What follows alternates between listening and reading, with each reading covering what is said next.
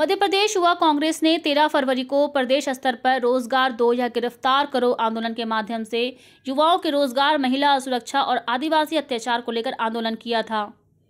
प्रदेश अध्यक्ष एवं झाबुआ विधायक डॉक्टर विक्रांत भूरिया ने मीडिया को संबोधित करते हुए कहा कि सरकार प्रदेश के युवाओं के भविष्य के साथ निरंतर खिलवाड़ कर रही है। सरकार योजनाबद्ध तरीके से युवाओं के हक का मर्दन कर रही है। सरकार ने पहले सेवानिवृत्ति की आयु 58 से 60 वर्ष की, कुछ वर्षों बाद उसे बढ़ाकर 62 वर्ष कर दिया और अब सरकार इसे 65 वर्ष करने जा रही है, जिसका सीधा असर 5 लाख रोजगार पर पड़ेगा। 5 लाख कर्मचारी जो सेवानिवृत्ति होते हैं उससे नए रोजगार का सृजन होता और जिनकी पदोन्नति होती है वह भी बाधित हुई। सरकार के रवैये से युवाओं की मानसिक क्षति हो रही है, जिसका हम निरंतर विरोध करते रहेंगे। अभी मैं और मेरे दोनों साथी युवा कांग्रेस के प्रदेश उपाध्यक्ष कुलदीप शर्मा एवं व्यवहारी विधानसभा अध्यक्ष पुष्पेंद्र पटेल 3 दिन तक जेल में रहे हैं, लेकिन हम आगे भी निरंतर लड़ने के लिए तैयार हैं। डॉक्टर भूरिया ने बताया कि पटवारी भर्ती में सरकार पूर्णतः लिपापोती करने का काम कर रही है।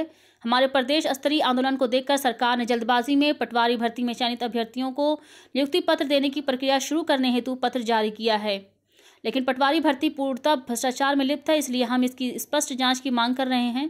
जरा कल्पना कीजिए कि एक ऐसा युवा जिसको ये जानकारी नहीं कि प्रदेश में कितने जिले हैं, वो परीक्षा का टॉपर कैसे हो सकता है। यूथ कांग्रेस के और कांग्रेस दोनों के अकाउंट सीज हुए थे, उसके बाद बंद कर दिया। ये बताते हैं कि कितने घबराए हुए। देखिए, तानाशाह जब जब घबराता है तो इस तरह की हरकत करता है, और देश में जिस तरह से तानाशाही स्थापित हो रही है हम सब देख रहे हैं। ये बोलने में बिल्कुल भी मेरे को किसी भी तरह की झिझक नहीं है कि मध्य प्रदेश भी केंद्र शासित राज्य बन गया है। कोई भी निर्णय मध्य प्रदेश का मध्य प्रदेश में नहीं होता है, दिल्ली से जब तक की लाइन नहीं आती है। तो पूरे देश को जिस तरह से तानाशाही के तरीके से डराया जा रहा है, धमकाया जा रहा है, ईडी सीबीआई के नोटिस दिए जा रहे हैं। मेरे को खुद को आईटी का नोटिस दिया गया, 21 तारीख को मुझे पेश होने का बोला गया है, 21 तारीख को 12 बजे पेश होना दिल्ली के लिए बोला गया है। तो ये डराने की कोशिश कर रहे हैं। जो मुद्दे उठाएगा, जो लड़ाई लड़ेगा, जो जमीन पर संघर्ष करेगा, उसको किसी भी तरह डराओ, धमकाओ। अगर उसको डरा नहीं पा रहे हो तो उसके पैसे के दम पर उसको जेल भेजो।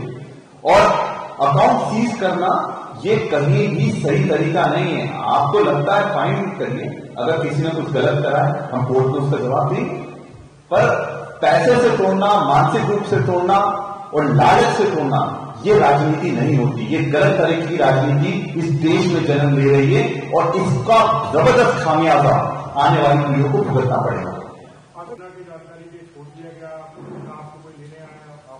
ये अपने आप में बड़ा सवाल है कि इतनी डर क्यों था।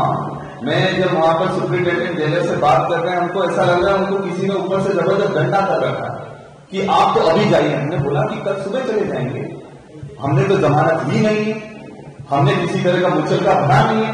फिर उन्हें किस आधार पर आप जेल से बाहर कर रहे हैं?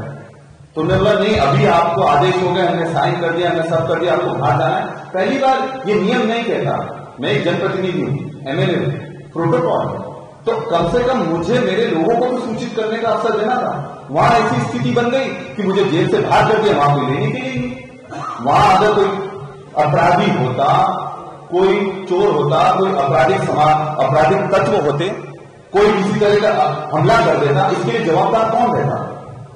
मैं अकेला अपने 2 साथियों के साथ वहां बाहर खड़ा, हमारे पास न मोबाइल था, हमारे पास कुछ नहीं था। वो तो एक जन पहले रिहा हुआ हमारे पहले, तो उसके माध्यम से हमने अपने लोगों को सूचना करी कि कम से कम हम यहाँ निकल गए, हमको कोई लेने तो आ जाए।